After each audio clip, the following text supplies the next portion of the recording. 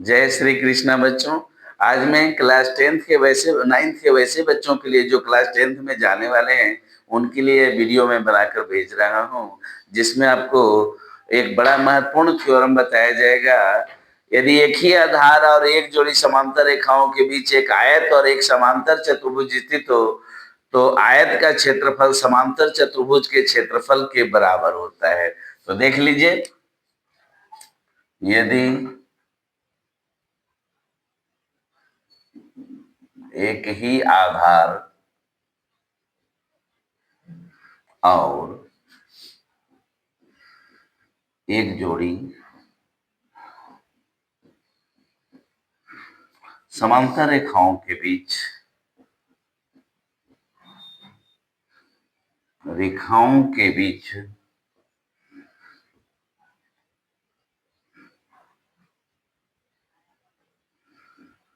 रेखाओं के बीच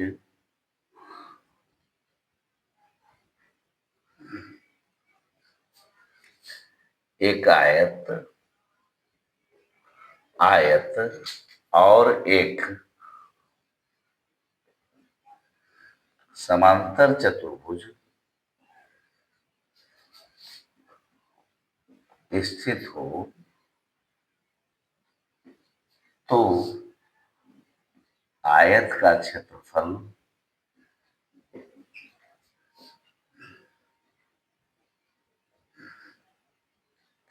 समांतर चतुर्भुज के क्षेत्रफल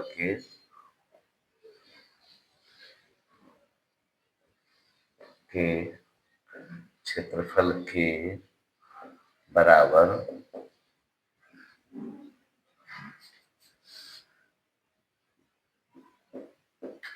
होता है। तो देख लीजिए बच्चों, इसके लिए हम लोग एक आयत बना लेते हैं। ठीक है, आयत हो गया और एक समांतर चतुर्भुज बना लेते हैं।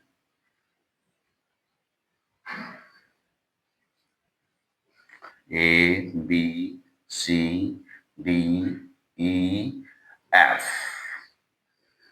अब हम लोग चलेंगे मुख्य प्रतिज्ञा से। कहां से चलेंगे बच्चों? मुख्य प्रतिज्ञा।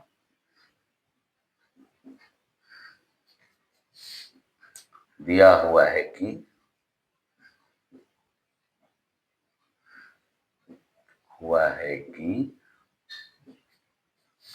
चतुर्भुज एबीसीडी एक समांतर चतुर्भुज है और चतुर्भुज एबीईएफ एक आयत है जो एक ही आधार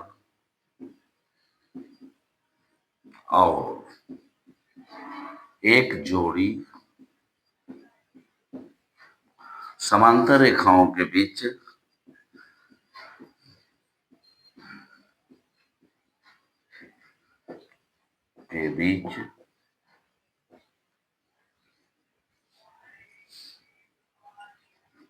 स्थित है।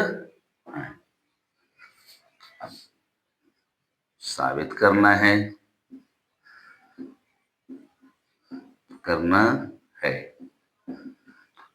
एरिया ऑफ रेक्टेंगल ABEF बराबर एरिया ऑफ पैरेललोग्राम ABCD। तो देखो बच्चों, हम लोग चल रहे हैं प्रमाण से। प्रमाण त्रिभुज AFD तथा त्रिभुज BEC में। अब आप लोग बताएंगे AF बराबर BE क्यों होगा? हाँ, क्योंकि आयत के समभुजाओं की लंबाई समान होती है। AF बराबर BE दिया हुआ है।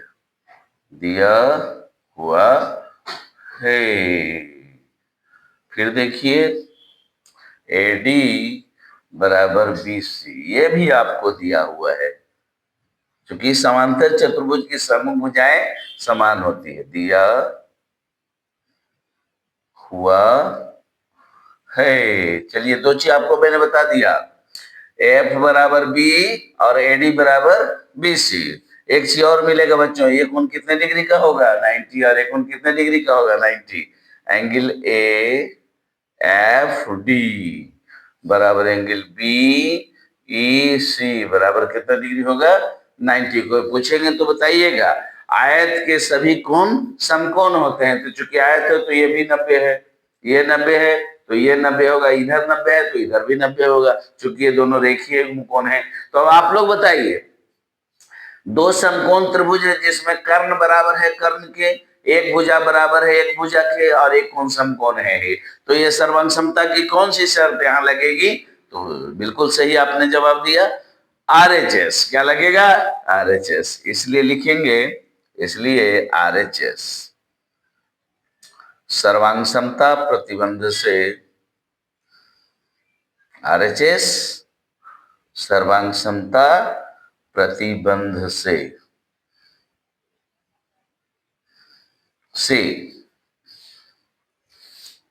त्रिभुज ए एफ डी सर्वांगसम त्रिभुज बी ई सी, दोनों त्रिभुज क्या हो गए? सर्वांगसम हो गया। और कल मैंने आपको बताया था कि सर्वांगसम त्रिभुजों के क्षेत्रफल सदैव आपस में समान होते हैं, इसलिए अगर ये सर्वांगसम है तो area of triangle A F D बराबर आपको मिलेगा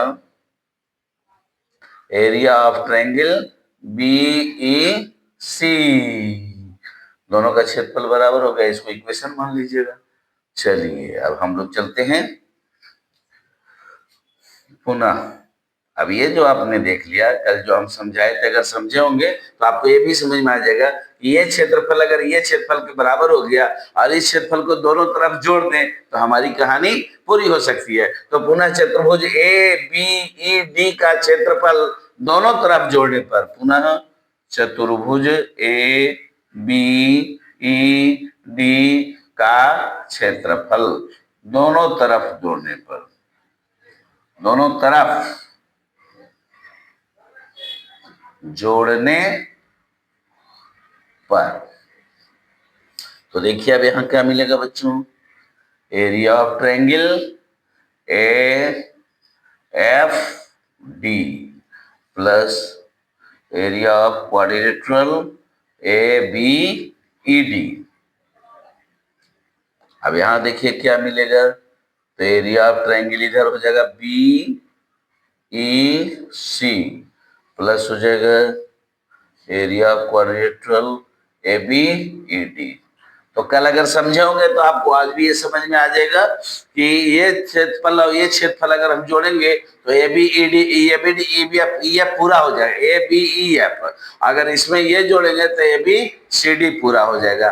तो देखिए A F D plus A B E D जोड़ेंगे ये दोनों को, तो ये दोनों अगर हम ऐड करते हैं तो ए बी ई एफ हो जाएगा। इसलिए area of rectangle A B E F बराबर, अब देखिए ये दोनों अगर हम ऐड करते हैं तो ये आपका समांतर चतुर्भुज पूरा हो जाएगा। इसलिए area of parallelogram A B C D, और यही बच्चों हम लोगों को प्रूव करना था। ठीक है बच्चों, तो इससे कहिएगा कि ठीक है सर जी ये तो थ्योरम आपने प्रूव कर दिया, बड़ी अच्छी बात है, लेकिन आपको बताया जाता होगा समांतर चतुर्भुज का क्षेत्रफल उसके आधार और संगत शीर्षलंब के गुणनफल के बराबर होता है। तो ये चीज मैं आपको प्रूव करने जा रहा हूं। ये तो आपको आयत है बच्चों, तो आयत का क्षेत्रफल क्या होता है? लंबाई गुने चौड़ाई, आपको ही बताया गया होगा। तो रेक्टेंगल होने के नाते ये आपको हो जाएगा ए बी, और ये आपका हो जाएगा बीई, क्या हो जाएगा? बराबर एरिया ऑफ पैरेललोग्राम एबीसीडी, यानी अब आप बी लिखिए, तो अब आपको क्या मिलेगा? एरिया ऑफ पैरेललोग्राम एबीसीडी बराबर मिलेगा base into height, B into H, देखिए एक नया रिजल्ट आपको मिल गया। क्या मिल गया? नया रिजल्ट मिल गया। किसी समांतर चतुर्भुज का क्षेत्रफल उसके आधार और संघर्ष श्लेष्मल के गुणनफल के बराबर होता है। किसी समांतर चतुर्भुज का क्षेत्रफल आपका थ्योरम प्रूव हो चुका है, ये मैं उसके आगे आपको समझा रहा हूं। तो एक अच्छी चीज आपको मैं बता देता हूं, आप लोग भी लिख लीजिएगा, नोट लिख करके लिख लीजिएगा, नोट। समांतर चतुर्भुज का क्षेत्रफल,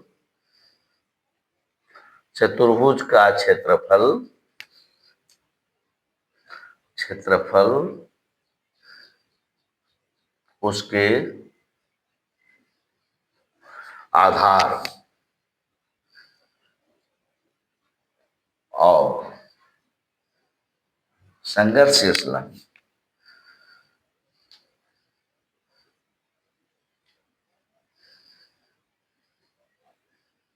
के गुणनफल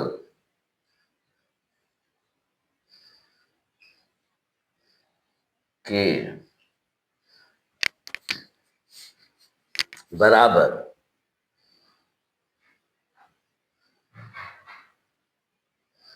बराबर होता होता है। एक बार शुरू से समझ लो बच्चों। एक ही आधार और एक जोड़ी समांतर रेखाओं के बीच स्थित एक आयत और एक समांतर चतुर्भुज हो तो आयत का क्षेत्रफल समांतर चतुर्भुज के क्षेत्रफल के बराबर होता है। इसके लिए ए बी ई एफ हमने एक आयत बना दिया, ए बी सी डी हमने एक समांतर चतुर्भुज बना दिया। देखिए मुख्य प्रतिज्ञा में इस बात को लिखा भी गया है, दिया हुआ है कि चतुर्भुज ए बी सी डी एक समांतर चतुर्भुज है और चतुर्भुज ए बी ई एफ एक आयत है जो एक ही आधार और एक जोड़ी समांतर रेखाओं के बीच स्थित है। साबित करना है area of rectangle A B E F बराबर area parallelogram A B C D. हमने क्या किया बच्चों, यहाँ दो त्रिभुज ले लिया, दोनों को सर्वांक्षण कर दिया ए एफ डी और बी ई सी में। तो एफ बराबर मिलेगा बी, आपसे पूछेगा कोई तो बताइएगा आयत की सम्मुख भुजाएं, एडी बराबर बी सी तो समांतर चतुर्भुज की सम्मुख भुजाएं, और इसका ये समकोण मिला तो इसका ये समकोण मिला। तो आर एच ए सर्वांक्षमता प्रतिबंध से दोनों त्रिभुज ए एफ डी सर्वांक्षण त्रिभुज बी ई सी हो गए। और मैंने पढ़ाया है दो सर्वांक्षण त्रिभुजों का क्षेत्रफल सदैव आपस में समान होता है बच्चों। इसलिए area of triangle A F D बराबर area of triangle B E C, आपको यहां तक क्लियर हो गया। अब अगर ये क्षेत्रफल को इधर भी जोड़ दे और ये क्षेत्रफल को इधर भी जोड़ दे, यानी ए बी ई डी को इधर भी जोड़ दे, ए बी ई डी को इधर भी जोड़ दे, देखिए ए बी ई डी इधर भी जोड़ दिया, ए बी ई डी इधर भी जोड़ दिया, तो इधर बन जाएगा आपका आयत A B C D A B E F, इधर बन जाएगा समांतर चतुर्भुज ए बी सी डी आपको बन जाएगा। लेकिन आयत का क्षेत्रफल एक तो प्रूव हो गया जो आपको थ्योरम कह रहा था। अब इसी से कुछ अगर और जुड़ी हुई बातें हो और मैं बता दूं जिसका कि 10th में बहुत ज्यादा प्रयोग होता है तो बड़ी अच्छी बात होगी। तो देख लीजिए ए बी गुना बी बराबर मिलेगा एरिया पैरेललोग्राम, चूंकि आयत का क्षेत्रफल होता है लंबाई गुने चौड़ाई, तो लंबाई का काम ए बी कर रहा है, चौड़ाई का काम बी कर रहा है, तो ए बी गुना बी हो गया। अब समांतर चतुर्भुज में चलिएगा तो ए बी आधार का काम करेगा और बी ऊंचाई का काम करेगा। तो एक नया चीज आपको मिल गया, समांतर चतुर्भुज का क्षेत्रफल उसके आधार और संघर्ष श्लेष्मल के गुणनफल के बराबर होता है। बहुत ज्यादा इसका प्रयोग होता है बच्चों, ये थ्योरम नहीं है लेकिन थ्योरम जैसा ही इसका प्रयोग होता है। समांतर चतुर्भुज का क्षेत्रफल उसके आधार और संघर्ष श्लेष्मल के गुणनफल के बराबर होता है। तो जितना मेहनत मैंने किया है इसका दुगना मेहनत आप कीजिए तो निश्चित रूप से आपको यह समझ में आ जाएगा, क्योंकि मुझे पहले से आता था, मैंने बड़ी आसानी से बना दिया। आप इसे पहली बार सीख रहे हैं तो आपको तो काफी मेहनत करनी पड़ेगी, काफी मशक्कत करनी पड़ेगी, और पहली बार किसी चीज को हासिल करने के लिए बच्चों बहुत बल लगाना पड़ता है। और जब एक बार अगर हम सीख गए तो बड़ी आसानी से हम लोग आगे पढ़ लेते हैं। इसलिए आपको बताया गया होगा कि root of education is very bitter but its fruits are very sweet. तो शुरू में थोड़ा मेहनत लगता है लेकिन बाद में बहुत आनंद आएगा। अभी आप सीखते चलें। जय श्री कृष्णा। अगले वीडियो में मैं इसका अगला भाग भेज दूंगा। और अभी आप इस तत्काल इसको, ये आपका थ्योरम नंबर 3 है और समांतर चतुर्भुज का क्षेत्रफल का थ्योरम नंबर 3 है। आप इसे अच्छी तरह से लिख करके याद कर लेंगे। जय श्री कृष्णा बच्चों।